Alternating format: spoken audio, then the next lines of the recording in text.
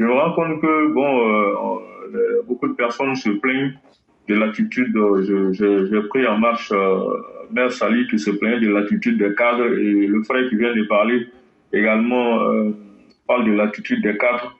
Je pense que tout ceci doit s'inscrire, le comportement des uns et des autres, en tout cas leur comportement qui va à l'encontre des intérêts du parti et à l'encontre même des intérêts, on va dire, de la Côte d'Ivoire quelque part, s'explique tout simplement par le fait que, en réalité, les gens vibrent à des niveaux très très bas. Ne voyez pas, quelqu'un peut être riche, quelqu'un peut avoir eu beaucoup d'argent, quelqu'un peut être toujours bien habillé, paraître beau, homme de pouvoir, tout ce que vous voulez, mais en réalité, la personne vibre à un niveau très bas, à un niveau très très bas. Vous savez, nos organes, toutes les parties de notre corps là, ont une conscience propre. Cela signifie qu'on pense avec nos propres organes. Lorsque vous réfléchissez dans le ventre et en bas de la ceinture, ben vous volez bas. Vous êtes dans l'enfer. Et ces gens-là sont dans l'enfer. Parce qu'ils n'arrivent pas à comprendre l'action du prado. L'action du prado se situe au niveau du chakra du cœur. Et le chakra du cœur, c'est lui qui relie la conscience inférieure de l'homme à la conscience supérieure de l'homme. Et c'est par le chakra du cœur que on rentre au paradis. La preuve, lorsque vous ne pouvez pas aller au paradis si vous n'êtes pas mort. Quand votre cœur cesse de battre, vous mourrez. Donc c'est pour vous dire que le cœur joue un très très grand rôle dans le corps de l'homme. Et si vous remarquez bien, les vibrations du cœur correspondent aux vibrations, on va dire, de Dieu. Je m'explique. Les musiciens vous diront, les musiciens spirituels vous diront que les vibrations du cœur sont de 960, les vibrations plutôt de Dieu sont de 963 Hz. Et les vibrations du cœur sont de 639 Hz. Vous voyez que ce ne sont que des remplacements de chiffres. 963 et 639. Et si vous prenez l'être physique primaire, il vibre à 396 Hz. Donc, notre rôle, celui qui veut évoluer dans la vie, doit chercher à grandir en conscience. Ces soi-disant cadres, je dis soi-disant parce que quand on est cadre là, c'est pas simplement, il faut le mériter en fait. Quand on est cadre, comme son nom l'indique, ça veut dire que vous devez encadrer. Si vous n'avez pas la conscience nécessaire pour encadrer, ben, vous êtes disqualifié. Mais vous êtes disqualifié physiquement, mais vous êtes disqualifié spirituellement. Vous savez pourquoi le fait que le Prado ne se prononce pas maintenant est une très bonne chose? C'est très stratégique, tout simplement parce que les brebis galeuses vont se signaler elles-mêmes. Et c'est ce qui est en train de se passer. Le Prado, lui, sait où il s'en va. Vous savez, ce monsieur-là, jusqu'à présent, on n'arrive pas à faire sa lecture. Certaines personnes ne comprennent pas. D'autres vont vous dire, mais pourquoi depuis là, il ne parle pas pour nous libérer? Non, le monsieur, il sait où il s'en va. Il sait ceux qui sont autour de lui, ceux qui vibrent à basse altitude et ceux qui vibrent plus ou moins à haute altitude, qui essaient de se mettre à son diapason. Ils rentreront dans le royaume des cieux que ceux qui vibrent au diapason du divin. Ils rentreront dans le bonheur du peuple ivoirien que ceux qui vibrent au diapason du peuple ivoirien. Si vous vibrez pour votre ventre, vous vibrez pour votre sexe, je suis désolé, vous allez être démasqué. Parce que vos vibrations ne sont pas conformes aux vibrations du parti. Vos vibrations sont trop nulles parce qu'elles sont basses. Donc, vraiment, je vous en prie, laissez le cosmique faire son travail, laissez Dieu faire son travail. C'est un tri qui est en train de se faire. Il y a des gens sur lesquels on avait des doutes. Un gars comme Sorodium, à un moment donné, on avait l'impression que c'était un ange, qu'il avait changé, qu'il était bon et tout. Et il nous a montré son vrai visage. Quand Laurent Gbagbo était dans l'opposition, on le prenait pour un ange. Mais quand il est arrivé au pouvoir, on a vu qui il était. C'est comme ça. Le cosmique prend son temps pour démasquer les gens. Donc, laissez ces cadres-là. Ils ne pourront pas empêcher la bonne marche du parti. Ils vont se disqualifier eux-mêmes. Il y a un proverbe du là qui dit Kolongolo yirimbe karka beayere le kono. Ça veut dire quoi? Un puits qui a un arbre là. Si la branche de l'arbre se casse là, ça tombe dans le même puits là. Ça ne va pas sortir. Donc, ça veut dire qu'ils sont leurs propres fossoyeurs. C'est eux-mêmes qui créent leurs propres démons. Par leur comportement, par leur pensée égoïste. Tout simplement. Donc, laissez-les s'agiter. Ils s'agitent dans le mauvais sens. Ils s'agitent dans la choucroute que eux-mêmes ils ont créée. Je suis désolé, mais on aura l'occasion d'entrer en profondeur. Éclaireur, je vais m'arrêter là. Vraiment, merci beaucoup, cher René. Merci pour ces paroles profondes que vous venez d'évoquer. J'espère que ceux qui savent réfléchir auront compris. C'est tellement fort ce que vous avez dit qu'il faut des gens qui ont un minimum de spiritualité pour comprendre. Et comme disait quelqu'un, c'est le cœur même qui est le centre même de l'être humain en fait. Et une fois que tu rentres, c'est pourquoi en Égypte on faisait la pesée du cœur après le malade. Et vous avez dit quelque chose qui a étonné beaucoup de personnes. Si on a gardé le corps des pharaons, c'est parce qu'on sait que les corps là, c'est comme des cartes de puce, ça retient de la mémoire. Et c'est pourquoi quand les Occidentaux sont venus chez nous, ils ont pillé, ils ont pris le corps des pharaons. Et il y a certaines sectes aujourd'hui qui sont là, qui disent être extraordinaires. Mais ce sont les énergies de ces corps-là que vous tirez. Ah oui, ça, il faut qu'on vous le dise. Ce que vous cachez là, c'est ça. Ce sont les corps. Et c'est les énergies qui sont dans ces corps-là que vous tirez. Mais on ne va pas rentrer dans ça aujourd'hui. Vraiment, merci beaucoup, cher René. Ceux qui doivent réfléchir, qu'ils réfléchissent. Et la dynamique du président, personne ne pourra l'empêcher. Parce qu'il est sur la bonne trajectoire. Mais vraiment, merci à vous-même. Merci de cette belle sortie. Et nous osons espérer que ceux qui entendront parmi les cadres vont comprendre que nul n'est éternel. Mais que les actions que nous allons poser, ce sont ces actions-là qui feront de nous des gens grands ou des gens peu glorieux. Vraiment, merci beaucoup pour ce conseil qui est utile pour tout le monde. Et on va vous souhaiter un excellent week-end.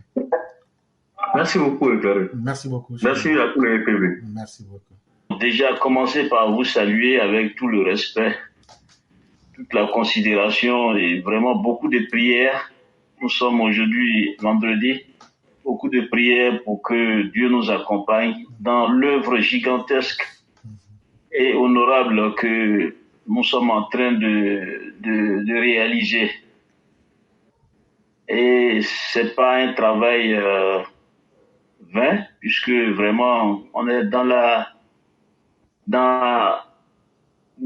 même bateau que notre président, un président qui a de la valeur.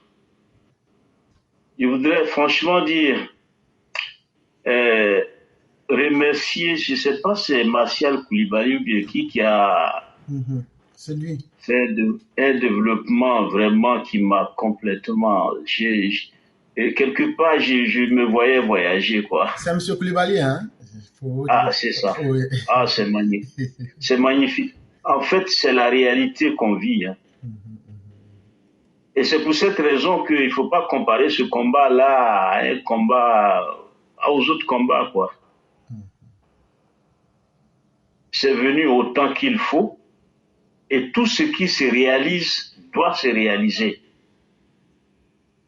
Je me rappelle, si vous vous rappelez, mes premières interventions sur la plateforme, j'avais signalé, bien souligné que la Côte d'Ivoire était dans un complot extrêmement bien pensé et bien suivi. Et voilà que Dieu est en train de faire justice. Il nous a envoyé l'homme qu'il faut. Et c'est pourquoi, moi, je respecte toutes les positions. Les positions, qu'elles soient extrémistes, médians, ou en tout cas, quelles que soient les nuances. Mais je souhaite que cela serve, en tout cas le combat. Par moments, tout le monde ne peut pas crier. Il arrive aussi qu'on ne peut pas tout le temps crier. Mais le travail se rejoint. On est en train de faire le même travail. C'est pourquoi vous remarquerez que je suis très attaché à la plateforme. Parce que ce que M. Koulibaly vient de dire, le frère, c'est la réalité, quoi. C'est la réalité. On n'est plus maître. En fait, on est en train de faire un travail qui s'est détaché de nous-mêmes. Donc, nous sommes des acteurs, on est utilisés pour réaliser cela. Donc, vraiment, je voulais lui dire merci beaucoup, et dire que merci beaucoup, lui dire que franchement, cet apport ce jour, ce 4 octobre, est vraiment l'épicentre ou en tout cas la substantifique moelle, en tout cas du combat. Nous ne sommes pas dans un combat simpliste. Nous sommes dans un processus qui a son aspect matériel et a aussi l'aspect spirituel. Je vous avais évoqué, mais même ça avec M. Koulibaly lui-même d'ailleurs, et avant que le président n'arrive au pouvoir, on a eu beaucoup de révélations. Et cela est en train de se réaliser.